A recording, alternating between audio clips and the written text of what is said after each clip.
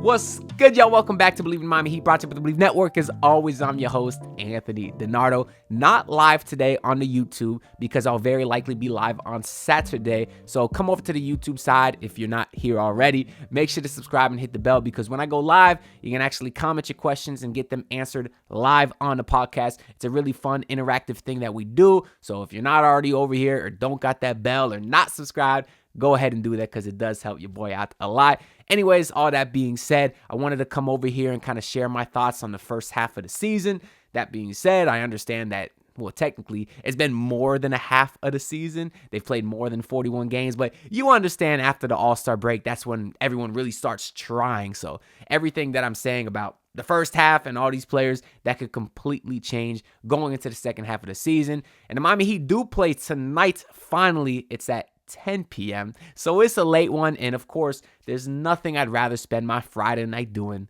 than watching some Miami Heat basketball. I'm only half kidding. I'm half being sarcastic because I am actually really looking forward to the second half of the season and seeing what, if anything, is different. I guess DeLon Wright will be different. That'll be kind of fun. But anyways, y'all read the title. Let's get into the video. One thing that I do want to say is that these grades are based off of my expectations of the player going into the season.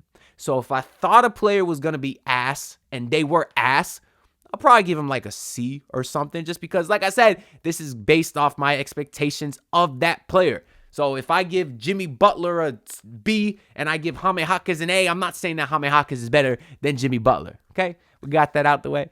Anyways, let's go ahead and go with the starting lineup first. We will start with the starting point guard, which of course is Terry Rozier. Now, it won't be Terry Rozier against the Pelicans because, of course, he's still recovering from that strained knee. But we did get some good news from Spoelstra. I think it was today, actually. I'm recording this on Thursday. He basically said that either Jay Rich or Rozier would return during this road trip, but he made it kind of obvious it would not be Jay Rich. We just know how Spoelstra does. He's kind of sly or sneaky and really doesn't like to give too much away. But unfortunately, Josh Richardson looks like he's going to miss some more time. We'll get into him in a little bit. But Terry Rozier will probably be back sooner than later, which overall is good. Although I am giving his recent Heat tenure, which was, like 10 to 15 games, I am unfortunately giving that a C-. That's because, and to be honest, I was going to give him a D+. So this is me being nice if y'all thought I was being harsh, but at least hear me out, okay? The Miami Heat essentially had 2 first-round picks to trade during this trade deadline. That's really all their assets, non-player-wise, right? And they traded half of those assets to get Terry Rozier, meaning it has to work because you had 2 first-round picks and traded one of them to get this guy. He better work. Now, what does work mean? Well, they got him assuming he'd kind of be a really great scorer for this team because that was maybe our biggest, I'd say outside of being very small, lack of size, I'd say scoring was really this Heat team's biggest issue. And you had Terry Rozier over there in Charlotte averaging 24 points per game. I think the Heat thought if they brought him in, he could be a very nice bucket getter for them. And he has not done that yet. He's averaging 13 points a night, but it's on an abysmal 36% from the field and 23% from 3. So it's not like he's just shooting bad or below average. He has been horrible. He's been disgusting shooting the ball. Now, again, if I'm being too harsh, I'm sorry. I understand that he was hurt and he will continue to get better as he gets some more time in the system. But if I'm grading his scoring off of what we've seen so far, it has not been good.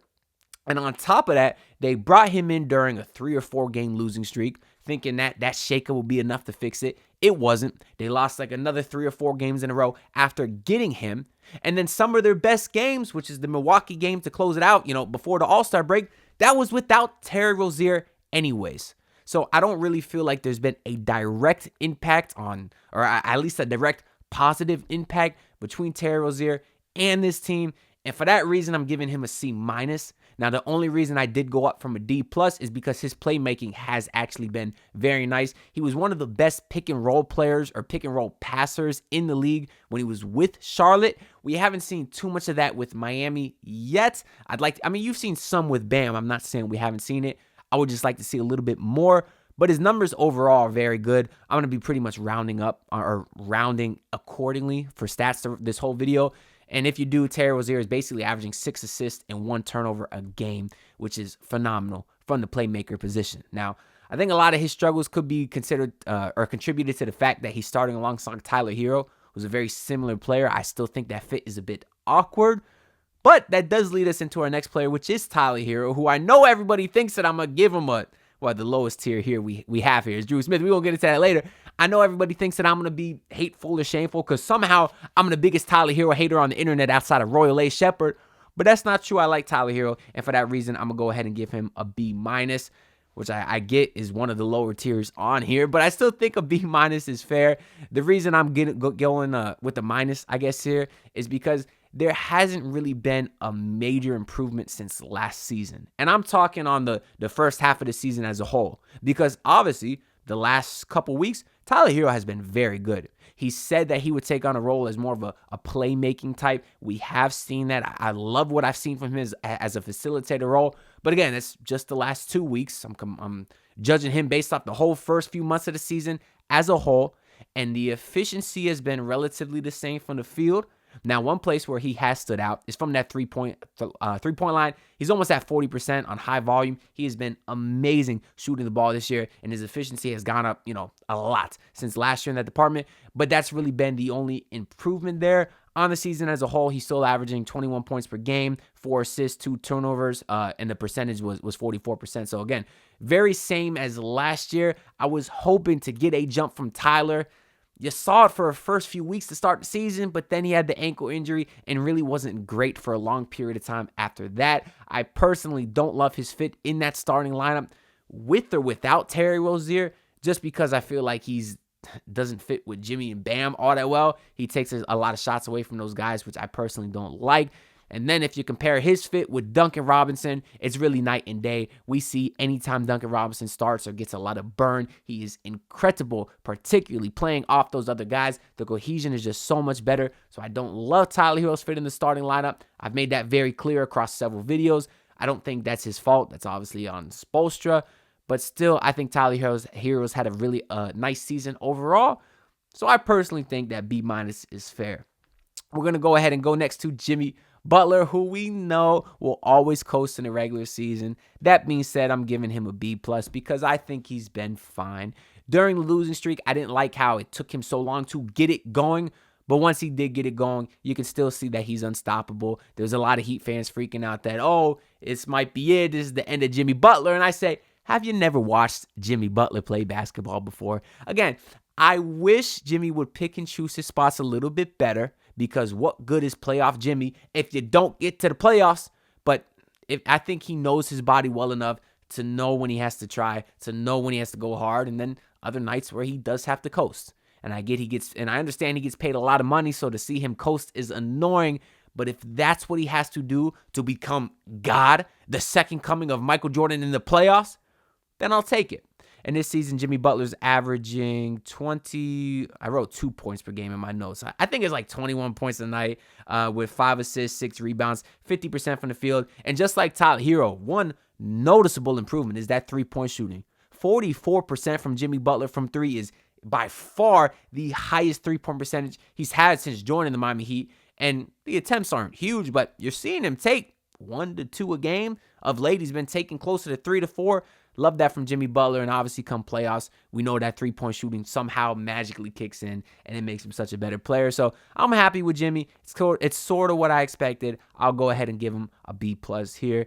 Next, we got Caleb Martin, who's been kind of the slotted power forward to start this season, the same role that he was in last year, and I thought he did as good as you could possibly expect. Now, that wasn't great, but again, he's like a 6'4" guy trying to play power forward. He's playing out of his position because this team really doesn't have a power forward. I thought he was fine last year. I think he's fine this year so far. He's averaging 10 points a game, 5 boards, 45% shooting, 35% from 3. Obviously, as a guy that's not known as a shooter, I think those percentages are decent.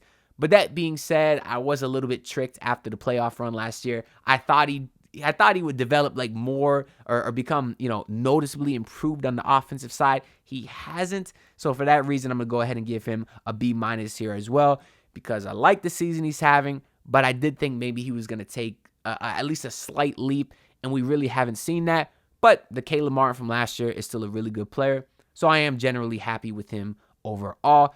Next, we got Bam Adebayo, who right away I'll tell you is going all the way up here in this A- tier. A guy that did tail off a little bit over the last month or so. He's not having a great 2024. We saw a similar thing last year, except it was after the All-Star break where Bam kind of tailed off. But maybe now that the All-Star break's over, Bam obviously had a lot of fun. Shout out to him in Indiana. He was doing his recruiting work. We saw him mingling with Luka and Aaron Edwards and Donovan Mitchell and Dame and everyone else. So you trust me, hey, connections matter, people. And a lot of this stuff happens at the All-Star game. So shout out to Bam Adebayo for that. But, overall in the season, Bam is averaging 20 points a game, 11 boards. That is a big improvement from last year where he was like in the 9s. He's getting almost 2 more boards a game, something this Heat team obviously desperately needs considering their lack of size. He is averaging 4 assists to 2 turnovers. I'd like to see him kind of get that ratio fixed a little bit. We've seen Bam average 5+ assists earlier in his career. I wish he would still be able to do that while maintaining the 20 points per game. But obviously his role isn't quite big enough yet because you kind of got a lot of mouths to feed on this team because they are pretty deep. And he is shooting 51% from the field. Again, that's a little bit down from his previous years. He was hovering around 44, but he is taking a lot more mid-range jump shots. The only reason I didn't put Bam in that A tier at the top is because he has tailed off a little bit. If you would have asked me the first few months of the season, I would have gave him an A because that mid-range jump shot from the dotted line was looking silky smooth. It was Chris Bosh-esque. But he has been relatively inefficient at that range of late. He's starting to settle for that shot too much, not getting to the rim as much as you'd like. So that's the reason I gave him an A-. But I do think that balance between outside scoring and inside scoring is something he's going to continue to learn how to do to find the perfect balance. Next, we're going on to the bench here, and we're going to put Duncan Robinson all the way up here in the A tier because last year, Duncan Robinson was terrible in the regular season. Obviously, he had a pretty decent playoffs, but based off the regular season, 33% shooting on high volume was awful. And I lost all faith in my boy. He used to be maybe my favorite player in the NBA back when he was hooping. So much so that when he was terrible last year, I kept saying to all the Heat fans on Twitter and all the Heat fans I know, believe in Duncan. He gonna get better. I trust Duncan. He gonna turn it around. And he never did. So he left me looking like an idiot. That being said, as soon as I was rats off a ship, he came to this season lighting it up. Thank God, too, because after losing Max Strus, they needed the shooting. And I really believe Duncan's value on this team is so severely understated. I know the record's not great or anything right now, but I do believe it'd be so much worse without Duncan Robinson. You got the statistic where he plays like 25 minutes a night or starts. They have a massively winning record, and I don't think that's a coincidence. I talked earlier about his cohesion with Bam Adebayo, with Jimmy Butler. I just think it fits so well. You see the confidence is through the roof, and when you get in a confident, shit-talking Duncan Robinson, you saw him going back and forth with Jaylen Brown. When Bam Adebayo was laughing, I didn't like that. You saw the cockiness from Duncan. You saw the swagger. Just like we saw when he was mean-mugging in the playoffs last year. Confident Duncan Robinson is a different beast. Not to mention that he's getting to the rim crazy this year and finishing at an elite rate. He's averaging 31. Can you imagine? 13 points per game, 46% from the field, 41% from 3 on 7 attempts, way up from last year. Needless to be said, relative to expectations, Duncan Robinson is an A for this season. Next, we're going to go into Haywood Highsmith, who has shared a lot of time at that starting 4, and I'm giving Haywood Highsmith a B. Mostly because I thought he was ass last year, and earlier to start the season, he was getting a lot of run as a starter, and I basically publicly admitted that I am a converted Haywood Highsmith believer. That being said, if I thought the dude was ass, and now I think he's okay, I think he's worthy of a B relative to my expectations, but he really hasn't been great of late. Obviously, the defense is always pretty solid, but again, he's like 6'5". Playing at the power forward spot, there's only so much he can do against big men, and I do find that he gets cooked a lot. Now, when he's guarding guys his size, he's pretty decent. The problem is, because of the lack of size on his team, he doesn't get to do that quite often. He is averaging 6 points per game, 42% of the field, and 37% from 3. So if he is looked at as a defensive player, but shooting 37% from 3, I think those numbers are pretty good considering what he is. Now, his numbers of late have not been good shooting the ball, but still 37% on the first half of the season as a whole, That's not too bad. And he is what he is, Haywood Highsmith, but he's better than I thought. So he gets the B tier. Next, we're going to go into Josh Richardson, who I am also putting in the B tier. Reason being, we were obviously all very hyped when the Heat signed Jay Rich back, but I personally tried to temper my expectations because I said, this is 30-year-old Jay Rich. Don't think he's going to be coming in here, lighting it up, scoring 17 a night, playing a pretty elite point of attack defense. And he hasn't done those things, but I think he's been a lot better than I expected, especially since he's literally a minimum contract guy who was just sitting on the market. Now, I think we did hear that he turned down some money to join the Miami Heat, but still, at the end of the day, he's a minimum contract guy. And to get a guy who averaged 10 points a night on 44% shooting and 35% from three for a minimum contract, I don't think that's all that bad. And while the defense isn't as great as it was, 5 years ago, I still think he's a very capable defender, which is not something you could say about a lot of guards on this team. So I really like his role. He is better than I thought he would be, and he's getting a lot of slack or a lot of crap, I guess, from Heat fans that think he's ass. Like, dude's a minimum contract guy. He's been fine. Now, someone asked him on Twitter, how's his shoulder doing? He said his shoulder hurt. And as I said earlier, it doesn't sound like he'll be returning anytime soon. Now, I don't necessarily think the Heat need him because they have some other guys who could do similar stuff on this team, like Caleb Martin, like DeLon Wright. So you hope he's okay, and just you hope they can get him back as soon as possible. But I do got him in the B tier over here. Next, we got our second A of the video. It's Jaime Jaquez Jr., who coming into this season, I knew nothing about. I didn't watch much of him at UCLA over the past 4 years. But you get a 22-year-old, one of those seniors coming in, you say, he better be able to contribute right away. You hear that they may or may not have wanted to trade him for Damian Lillard. And I'm saying this kid better be good. Now, my expectations weren't super high because I know Spo doesn't typically rely on rookies a ton. Now, we heard he wasn't your average rookie, and boy, is that true. The guy is averaging 13 points a night on 49% from the field and 32% from three. His three-point percentage, I believe, was in the 40s earlier in the season. Now, of late, he can't hit the broadside of a barn, so that three-point number has dipped a little bit, but he's still shown the ability to be able to spread the floor. But his real bread and butter is inside, driving to the basket, the post game, the footwork. Y'all know I say it all the time. I got the foot fetish for the footwork of Jaime Jaquez Jr. If y'all on the YouTube side, you can see right back here, I got the Hakeem Olajuwon bobblehead. That's my favorite player of all time because I love the footwork, and Jaime Jaquez is elite at that. And I don't care if he was a 4-year college guy, he's still 22 with his first year of NBA experience, and he's cooking these dudes.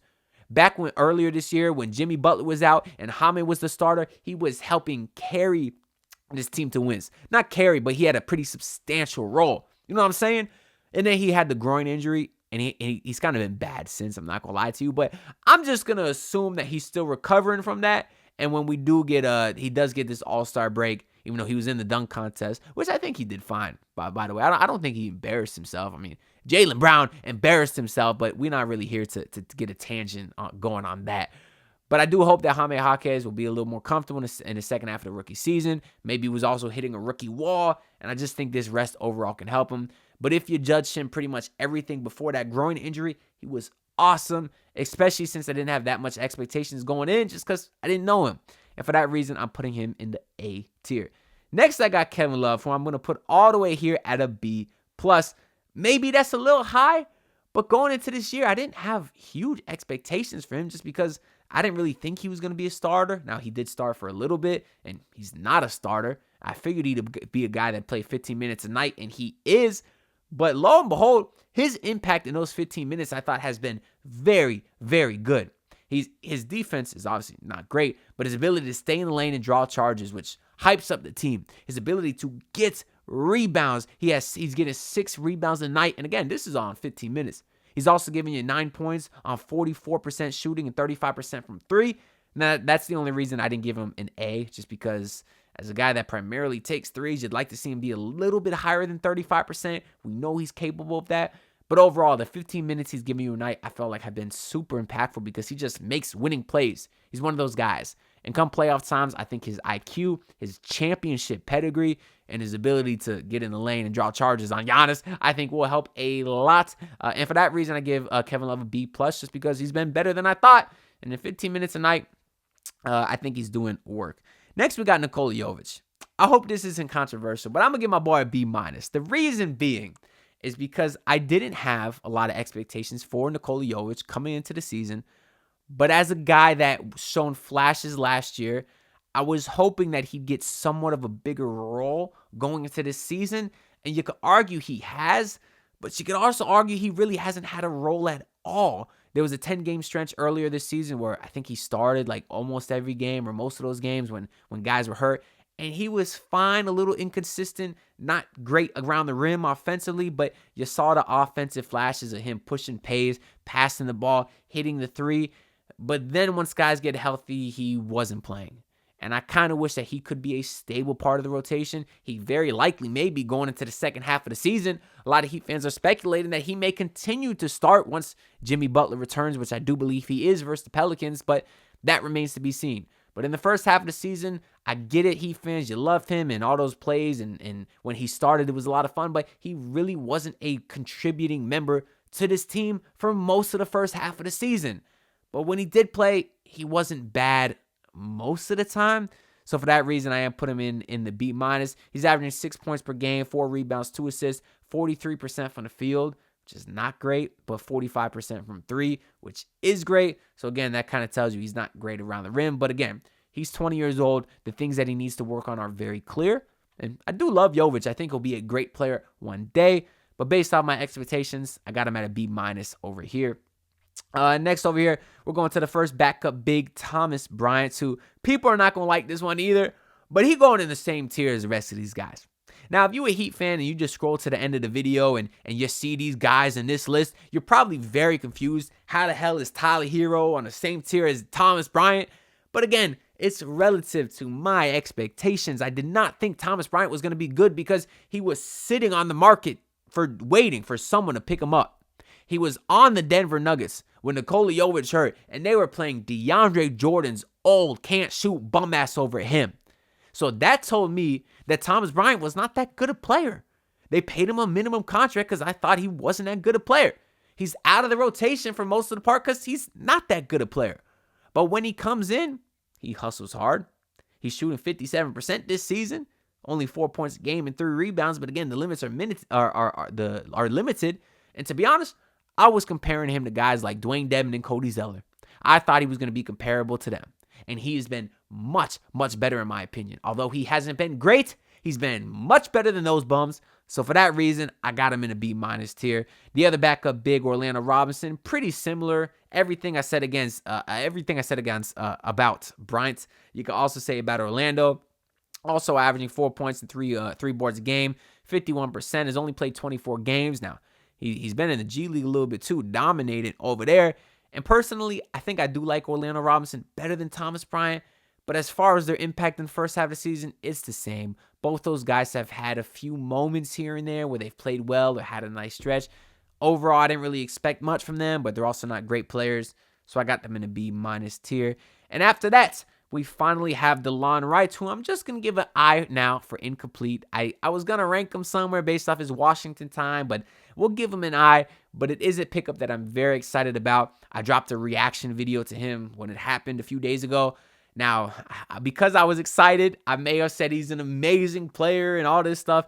That's not all true. I said he wasn't a needle mover. That part is true, but truth is, he'll get a spot in the rotation now while Terry and Jay Rich are out. If he plays well, he may keep his role. If not, he may be a guy that's not a consistent rotation player. You may just use him on an as-needed basis if you're playing a guy like Dame or a guy like Donovan Mitchell or another great offensive guard that you'd like DeLon Wright to kind of shadow and clamp them up. Which, if you think about it, it's pretty much all the Eastern Conference. So come playoff time, he might have a huge role. But I am still excited about him as a player because you've heard in the last week how excited Spo is to have him, how excited he is to be here. Darrell Wright was trying to get him over there. And a guy that plays defense like that is a Miami Heat player. Anytime you get one of those dogs, I'll always be excited. but I'll have him in the I tier now, and I'm very excited to see how he plays. He'll likely get some pretty good run against the New Orleans Pelicans tonight. And last, we got Drew Smith, who is ass. Now, Drew, I understand you tore your ACL against Cleveland because of that trash court. I hope you're doing well. You don't ever want to see anyone get hurt. Praying for speedy recovery to you, my boy. I thought you would be ass, and you were ass. But that doesn't mean I'm going to put you no higher on this list than anyone else because you are ass. I'm sorry. Why the Heat signed you again? I don't know. They had you last year. The Brooklyn Nets picked you up. I said, oh, happy days. He's off my roster. Then they brought him back. I don't understand. This Heat team did not have a point guard. They knew Kyle Lowry was ass. And they said the only insurance for him is going to be Drew Smith. Are you kidding me? I would have rather signed Briante Weber for the 5th time. I would have rather brought Marcus Garrett back to play some defense. Anybody but Drew Smith. Now, it's hard to even grade him because he did get hurt so early. When he did play, he was whatever. I got no opinion about him, whether good or bad. I guess I do because I just said he was ass. But as far as his actual play and the few times he did play, he was whatever. Nothing stands out about him. He's a nothing player, and I don't understand why he's on this roster. That's why he gets his own tier. Anyways, that's all I really got to say for this video. I've been rambling for 26 minutes about the roster. Let me know down in the comments below if y'all agree or disagree, and let me know y'all predictions for tonight's game versus the New Orleans Pelicans. I was about to say Hornets. I'm tripping. I got to get some sleep. I'm recording this pretty late on a Thursday night. But that's all I gotta say. Make sure to like and subscribe if you enjoyed, and I'll see y'all next time. Peace out. Look, pull up in your city, tryna get that dead face. Do it on my own, I don't need no dead weight. Had to kill him off, yeah, I need a head space. You know this homegrown bitch don't offend me.